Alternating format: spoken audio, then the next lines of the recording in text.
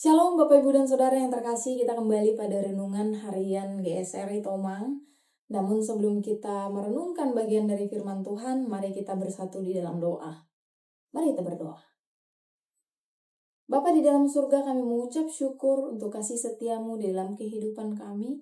Hari demi hari Tuhan senantiasa menolong kami dalam menjalani hari-hari kami dengan baik. Kami bersyukur Tuhan, dan pada hari ini kami ingin merenungkan firman-Mu sebagai pedoman bagi kami untuk menjalani hari kami di hari ini. Biarlah Tuhan Engkau yang menolong kami untuk mengerti firman-Mu, sehingga firman ini boleh kami pahami dan kami laksanakan di dalam kehidupan kami. Dalam nama Yesus kami berdoa. Amin. Biarlah kemuliaan hanya milik Tuhan. Bapak Ibu, bacaan Alkitab yang akan kita bacakan pada saat ini diambil dari 2 Samuel 23, ayatnya yang ke-16b sampai 17. Demikianlah firman Tuhan. Tetapi Daud tidak mau meminumnya, melainkan mempersembahkan sebagai korban curahan kepada Tuhan. Katanya, "Jauhlah daripadaku ya Tuhan untuk berbuat demikian. Bukankah ini darah orang-orang yang telah pergi dengan mempertaruhkan nyawanya dan tidak mau ia meminumnya?" Itulah yang dilakukan ketiga pahlawan Daud.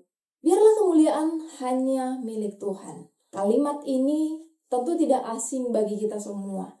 Bahkan seringkali kita mengungkapkannya di dalam kehidupan kita atau bahkan pada saat kita pelayanan. Prakata yang kita gunakan, kita sering mengatakan, biarlah kemuliaan hanya milik Tuhan. Atau di dalam doa kita juga menyampaikan demikian. Atau bahkan ketika ada yang memuji kita, memuji pelayanan kita, kita katakan, biarlah kemuliaan hanya milik Tuhan. Kalimat ini gampang terucap dari mulut kita, namun benarkah pada kenyataannya? Benar demikian? Bapak, Ibu, dan Saudara yang terkasih, ada seorang guru di sekolah pedalaman. Tentu dengan kondisi desa yang masih tertinggal jauh, ia tidak mengharapkan gaji yang besar. Ia hanya ingin anak-anak di desa itu dapat berpikiran maju dan memiliki visi yang jelas, dan suatu saat nanti anak-anak di desa tersebut dapat membangun gereja di tempat itu. Setiap hari ia mengajar dengan sepenuh hati, bukan demi gaji yang besar, bukan demi tamu yang datang untuk memujinya, tetapi karena satu anak yang dulunya akan putus sekolah, namun kini ia bisa naik kelas dan bahkan terlihat ada harapan bahwa anak ini dapat melanjutkan sekolahnya ke jenjang yang lebih tinggi. Guru ini tidak mencatat jasanya untuk publikasi, tetapi dengan rendah hati ia selalu berdiri di belakang para siswanya untuk memastikan bahwa para siswa mendapatkan masa depan yang cerah. Ia juga tidak meminta balasan jasa. Ia hanya ingin anak-anak di desa itu tetap semangat meraih cita-cita mereka dan nama Tuhan dipermuliakan. Inilah yang dilakukan oleh Daud. Tugasnya sebagai seorang raja memang mewajibkan rakyat dan termasuk ketiga pahlawannya untuk melayani dia dan mengabdi kepada Daud. Namun ia tidak ingin ia menjadi sentral pelayanan oleh ketiga pahlawannya. Pada bagian sebelumnya kita sudah melihat bahwa ketiga pahlawan Daud menerobos pertahanan musuh demi mengambil air dari perigi Betlehem untuk Daud. Karena pada saat itu Daud sedang kelelahan dan sangat haus. Namun setelah air itu sudah ada di tangannya, ia tidak meminumnya. Daud menyadari bahwa air yang diambil bukanlah sekadar air pemuas dahaga, melainkan air yang menjadi lambang nyawa dari ketiga pahlawannya. Karena air itu diperoleh dengan resiko nyawa pahlawan-pahlawannya. Ia menolak mengambil kemuliaan pribadi dan mengembalikan kemuliaan hanya kepada Tuhan. Itulah sebabnya ia mempersembahkan air itu kepada Tuhan sebagai korban curahan. Secara manusiawi, Daud bisa mengambil air itu untuk dirinya sendiri.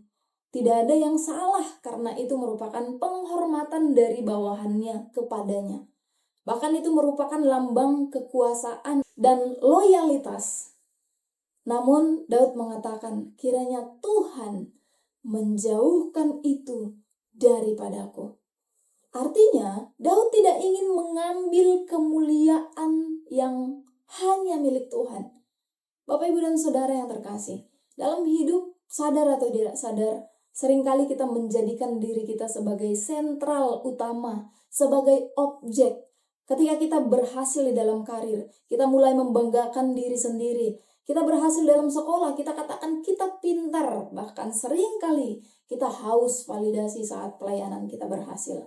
Saat kita lebih kaya dari orang lain, kita anggap itu wajar jika mereka melayani kita.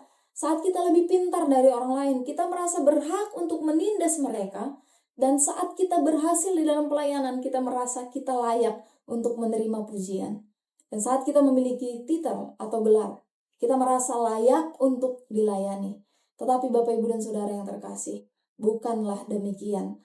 Hari ini firman Tuhan mengingatkan kita bahwa kemuliaan hanyalah milik Tuhan. Kita hanyalah orang berdosa yang dilayakkan oleh Tuhan untuk melayaninya. Kita hanyalah orang yang lemah, kita orang yang rapuh, yang Tuhan mampukan dalam satu bidang. Kita bukan siapa-siapa, jika bukan karena Tuhan yang memberikan kita kekuatan.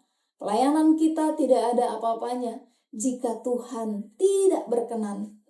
Bapak, Ibu, dan Saudara, Yesus sendiri yang adalah Allah. Dia tidak mengambil kemuliaan Allah Bapa. Dalam Filipi 2 ayatnya yang ke-6 sampai ke-7 menceritakan bahwa walaupun Yesus adalah anak Allah sendiri, Yesus tidak menganggap dirinya setara dengan Bapa.